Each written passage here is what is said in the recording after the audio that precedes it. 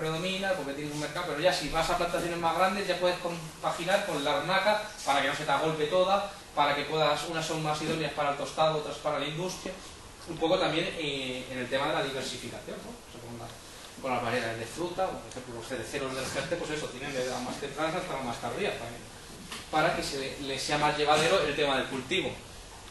¿Vale? Pero bueno, principalmente, yo pienso que, bueno, pues también aquí, pues sí, estas son cosas que hay que probar, ¿no? A lo mejor aquí va excelente la, yo qué sé, la larnaca o la napoletana, pero bueno, la que ahora mismo se está potenciando más y la que vais a encontrar más en los viveros son la Kerma. Ya os digo que es un pistacho muy bueno y cotizado, ¿vale?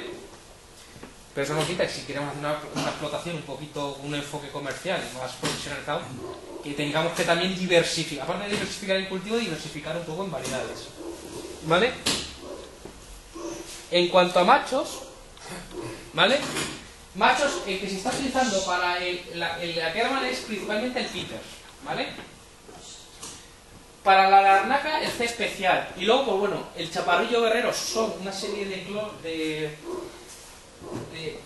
clones que han sido seleccionados en el chaparrillo, ¿no? Una es muy temprana y otra es muy tarde. Porque claro, muchas veces la flor masculina está soltando polen, pero la flor femenina no está receptiva. Entonces, pues bueno, te interesa tener un cierto abanico de variedades que tengan polen muy tempranas hasta muy tardías. Evidentemente, tienes que poner aquellas variedades más claves dependiendo un poco en función de tu cultivar, ¿vale? ¿No? En el castaño pasa un poco lo mismo, ¿no? La verata de aquí de Guadalupe, como no tengas... Yo estoy en producción por todas las paleras que hay alrededor, porque la verata es muy tardía. Y entonces si no hay polen... A veces se hicieron plantaciones en Berzocana, que ya no hay tanto castaño, y en los primeros años no producía castaño, hasta que introdujeron otra variedad que sí que tenía mucho polen, ¿vale? Creo que es bastante importante el tema de la polinización en todos los árboles, ¿eh? ¿Vale? Bueno, en cuanto a los patrones, ¿vale? Los patrones son los portainjertos, lo que nos va a ser el sustento del árbol, ¿vale? El que vamos a plantar en el suelo, ¿vale? En función un poco de nuestro terreno, de nuestro suelo y de nuestro enfoque que le queramos dar a esa explotación, que la queremos hacer más intensiva o menos intensiva, lo que os decía otra vez, en función del suelo, si es zona de vega, si es zona de cancho, si es zona tengo problemas de hongos, ¿no? Tengo una serie de abanico de portainjertos que puedo utilizar compatibles con el pistacho, ¿vale? Generalmente aquellos se suele recurrir a la cornicada, que es casi el patrón más rústico que hay, ¿vale? Pero si luego nosotros tenemos zona de una vega donde el terreno es más pesado, tenemos más arcilla, no sé cuánto, la cornicabra se me da, pero tenemos otros que se nos dan mejor. Podemos ir al pistache atlántica, que es una cornicabra de Canarias. O si tenemos zona de vega y quiero además darle regadío para que se me produzca, para que se me haga un árbol grandísimo, para adelantar la producción, etcétera, etcétera, nos podemos ir a un híbrido, que es el UCB1, que es un híbrido entre el pistacho de Canarias y un pistacho de China, ¿vale? Que han cruzado, como si fuese un mulo, y los pistachos que salen resultantes de ahí se siembran y esa plantita es la que se utiliza como portainjerto, ¿vale? Un poco en función, y es un poco lo que predomina ahora mismo, lo que puedes encontrar en los viveros, porque también hay otro tipo de patrones, intergérrima, bueno, híbridos interespecíficos, un largo etcétera, pero bueno, resumiendo, ¿no? Un poco los que más se utilizan son estos, y un poco las pautas que os he querido, que me gustaría que os quedase un poquito más claro, es eso, que si son suelos muy pobres, que no, pues ese secano puro estricto, pues eso, a lo mejor nos podemos ir a la cornicabra. Si ya tenemos suelos mejores, podemos trabajar con otro tipo de patrones que la producción, el árbol nos lo va a adelantar, va a trabajar mejor, ¿no? Son terrenos arcillosos, no sé qué, pistache atlántica, si vamos a tener problemas de hongos o no sé qué, el UCB, bueno, quedaros con esa idea, ¿vale? Que distintos patrones. Bueno, otro problema que encontramos con el tema de pistachos es eso, la planta de vivero, que ya se está resolviendo cada vez más, porque es verdad, yo os decía, es un cultivo relativamente incipiente, ¿no? Desde los años 80, desde hace 30 años para acá. Es decir, si lo comparamos con el cerezo, con el manzano, pues en España ya tienes mucha más tradición de este tipo de frutal, ¿no? Y puedes tener respuestas técnicas a distintos territorios, ¿no? En cambio, en el pistacho, pues está como quien dice, probando. Ya se tiene ya un cierto bagaje, ya se va con las plantaciones, era en el momento del injerto. Porque es verdad, partimos la planta injertada, ahora mismo, aunque se ha baratado bastante, pero todavía sigue siendo cara, ¿no? Porque la planta injertada varía un poco en la horquilla entre los 9,10 € hasta los 16 €, ¿eh? Un poco en función de qué tipo de patrones y... Un pistacho que se cría aquí, yo no puedo injertar, por ejemplo, el año que viene en una cornicabra, cortar un trozo. Sí, tú puedes aprovechar una cornicabra que tengas en la pared de tu olivar e injertarla de pistacho. Vale, para ello tienes que... si tú seguramente vayas este verano, porque el injerto que mejor prende la córnica de pistacho sobre cornicabra y sobre otras pistachos es el de yema, como hacer aquí en Guadalupe con el castaño, ¿vale? Aunque también lo podemos hacer de púa, inglés, etcétera, en todas sus versiones el tipo de injerto. Pero la clave, entonces se daba el caso de que muchas plantaciones, ahora cuando teníamos ahí habíamos puesto nuestro cornicabras, ya pasaba aquí, Cañamero, por ejemplo, en Castañar, en la raya, tenéis otro ejemplo también muy característico, que cuando han ido a injertar pues no le aprendió nada, o muy poco es el porcentaje. Entonces, claro, un poquito, la clave para que el injerto te prenda es, bueno, tener ciertas nociones de injertar, pero que el patrón tenga vigor, ¿vale? Y cuando se injerta, que es desde mediados de agosto, primeros de septiembre, la planta tiene que correr la savia bien, ¿vale? Entonces, eso como lo conseguimos, con abono o con té. Por eso, si vamos a partir de una plantación que son portainjertos, que no esté injertada, tenemos que tener esa cierta consideración, ¿vale? Porque los primeros años le tenemos que dar vigor, ¿vale? De hecho, este tipo de planta es cuando porque la planta de vivero, luego veremos la diapositiva, pues la tenéis desde muy pequeñita hasta ya planta un poquito más desarrollada. Pero cuando adquiere este tipo de calibre o tamaño, es el idóneo para injertar. Yo ya os digo, la clave que hay que tener Pero no han injertado a parche el 90%, ¿no? El pistacho casi todo, sí. Todo. Más del 90%. Y luego encima le dais con un producto que Sí. es como... Sí, una masilla, se ata, bueno, son... Ay, que el pistacho se injerta igual que el castaño, igual que muchos frutales. También se le corta y se da una pintura precisamente. Sí, también. ¿Veis? La yema, cojo una yema, ya veis que también es el estado que está. Es que ten en cuenta que se hace una T y la cáscara le tiene que separar muy bien. Entonces, tiene que correr savia. Entonces, correr savia, yo lo que digo, el patrón tiene que tener vigor. Entonces, respondiendo un poquito a la pregunta que decía, si me cojo yo una cornicabra de la pared de mi olivar y me pongo a injertarla a yema en verano, posiblemente no te salga lisa. ¿Por qué? Porque está muy reviejada, porque la madera ya es muy antigua y cuando te a lo mejor ni se debe pegar. Entonces, como truquillo, pégale una buena pasada a Guadalupe. Y la semilla no se puede sembrar, por ejemplo. De pistacho sí, pero... No, la cornicabra. Sí, la puedes sembrar. Se puede coger la vaina y sembrar. Claro, pero una cosa importante, la cornicabra, que eso lo veis desde la carretera cuando vais a Guadalupe, cuando está madura la semilla, porque veis que el fruto hay frutos azulados y rojos. Pues el que vale es el azulado. El fruto que veáis en septiembre, esa época, rojo no vale. Es porque ha abortado y está vano. Entonces, como truquillo, tenéis que coger las semillas de los frutos azulados. Y luego limpiar muy bien la semillita y luego tiene un pequeño opérculo, vamos, una pequeña chapita, podríamos decir, que hay que quitarla para que entre el aire y busque la germinación. Por eso digo que tenéis que tener una serie de conocimientos para el que se quiera aventurar en ello, ¿no? Un poco lo que os decía.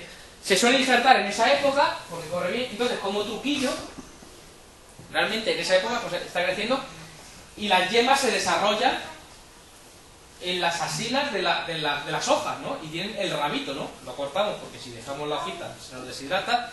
Entonces, si ese rabito que queda allí, cuando hemos injertado a la vuelta de 7 o 10 días, con un golpecito del dedo, se nos quita muy fácil, es casi que la probabilidad del 90% que nos haya prendido el injerto.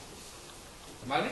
Son pequeños truquillos. Pero eso pasa lo mismo como si queréis injertar un olivo, a yema o cualquier otra cosa. ¿Vale?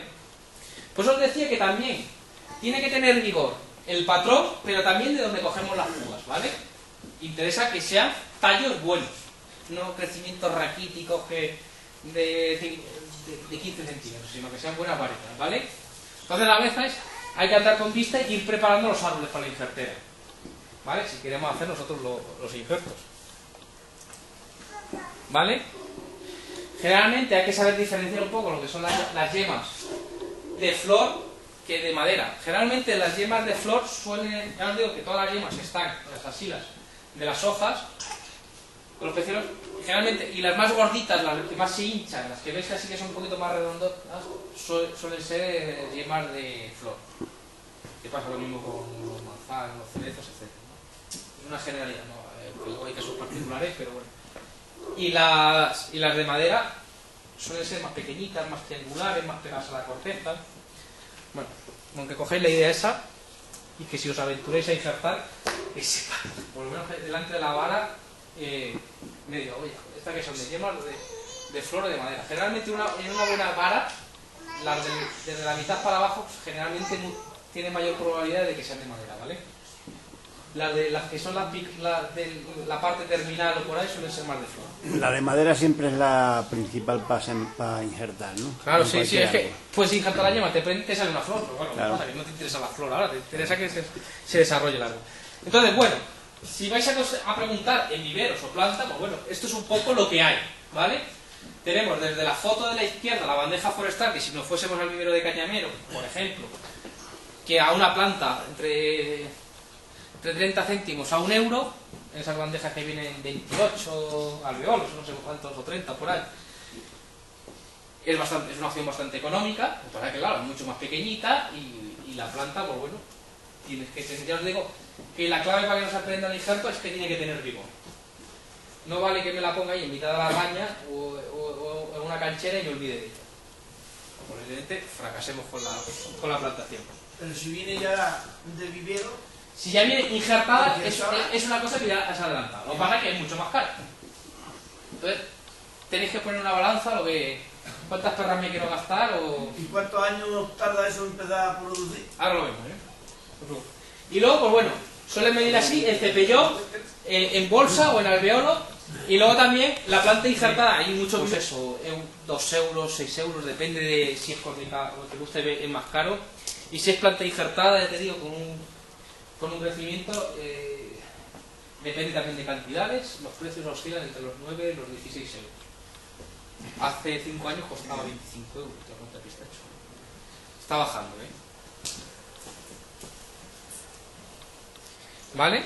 Esto es la flor masculina, la que emite polen, ¿vale? Lo que os decía, un poco el ejemplo que os ponía yo un poco al principio, ¿no? De cómo desapareció el pistacho en la península. Y hay que ser, de hecho, pues cuando observo lo que es un pie masculino, igual te pasa, porque las cornicabras pasa lo mismo, hay cornicabras hembras y cornicabras machos. Si sabes distinguirla y ves una cornicabra macho, cuando está la flor abierta y tú la bates, te suelta el polen, ¿no? Pues también, bueno, no sé, para que la encina tiene, en el mismo pie tiene flor masculina y femenina, ¿no? Y a veces todo ese polen inunda, ¿no? El campo, ¿no? Entonces, bueno, en el tema de la polinización, a la hora de diseñar una plantación, es importante por lo menos conocer qué tipo de proporción, ¿vale? Se suele estar recomendando 1 a 8, ¿no? Cada 8 hembras pongo un macho, ¿vale?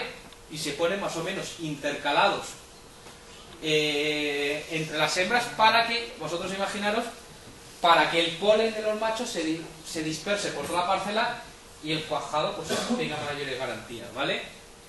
Pero bueno, si tenemos zonas de vientos dominantes, que a lo mejor sopla de aquí una zona, pues tened en cuenta que el pistacho se poliniza por el viento, igual que las encinas. Entonces, también a veces hay que conocer un poquito las condiciones locales para, a la hora del diseño de una nueva plantación, tenerlo en cuenta, ¿vale? Esto pues, una zona perimetral con todo machos para que se disperse el polen. Tened en cuenta que, claro, que si ponéis muchos machos, tenéis menos árboles que producen pistachos. Claro, si pones una proporción de 1 a 1, sabes que la mitad no te van a producir nada. Pero bueno, lo más correcto es más o menos eso, es 1 a 8.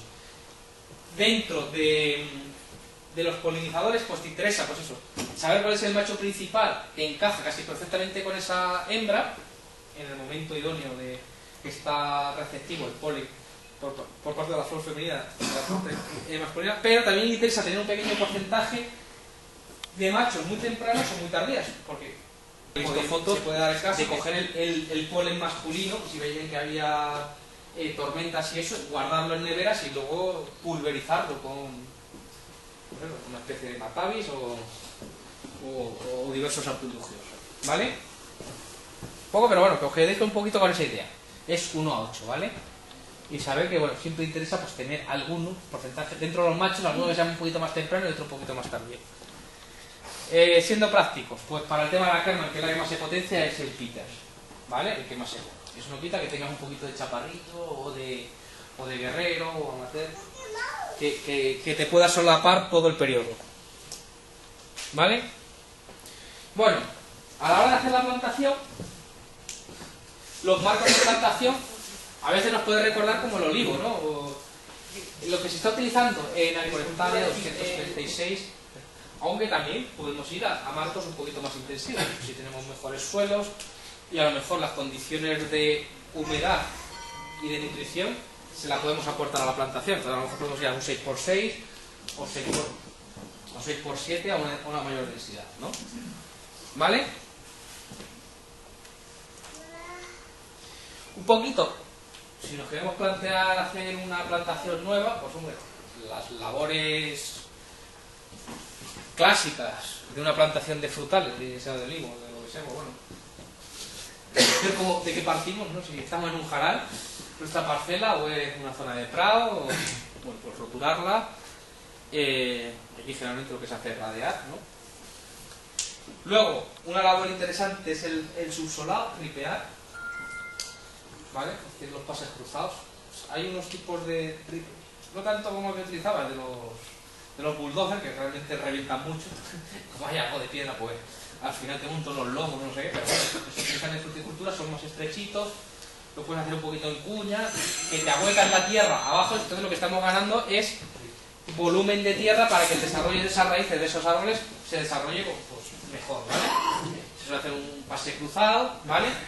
En zonas de que a lo mejor sabemos que se nos pueden encharcar, porque, es decir, los árboles tienen un enemigo que es, a veces, y casi es más importante que la sequía, que se ahoga muchas veces. Es decir, los encharcamientos, el arbolado generalmente, a no ser que sea un chopo o que sea una especie que esté adaptada, sufre mucho de asfixia radicular. Entonces, a lo mejor estamos en una zona que vemos que ahora mismo la tenemos inundada y que se me queda 15 días inundada, pues a lo mejor lo que me debo de plantear en mi parcela es hacer el caballón. Cuando vaya a Don Benito o para allá, veis todos esos frutales en caballón, ¿no? En lomos, ¿vale? Entonces, de hecho, pues eso, cuando son plantaciones así un poquito profesionales, ya hay una auténtica virguería, ¿no? Los tractores con GPS, que te lo hacen todo en un momento, te van marcando, te hacen el marqueo, te hacen las labores preparatorias, casi te lo plantan ya casi todo en el momento, todo de un mismo paso. Pero bueno, el marqueo, muchas veces el marqueo lo que se hacen es, con los tractores, con un solo ripper, haces un pase cruzado y donde se juntan es ahí donde plantas el árbol. ¿Vale? Pero claro, eso es cuando son las parcelas llanas o con poca inclinación. Ya cuando nos vamos de aquí a la calera, pues bueno, la realidad es otra, ¿no? Las barreras pues ya son considerables, ¿no? Y otras técnicas de cultivo, a lo mejor para las zonas de sierra, pues es más trabajar en curva de nivel o en línea plana, ¿no? Pues más o menos como en curva de nivel, ¿vale? Aunque ahí ya puedes jugar tú si le quiero dar un poquito de inclinación, ¿no? Porque tengo una vaguada que la quiero sanear, puedes jugar, tú sabrás mucho de eso, ¿no? Porque te habrá tocado hacer muchos bancales.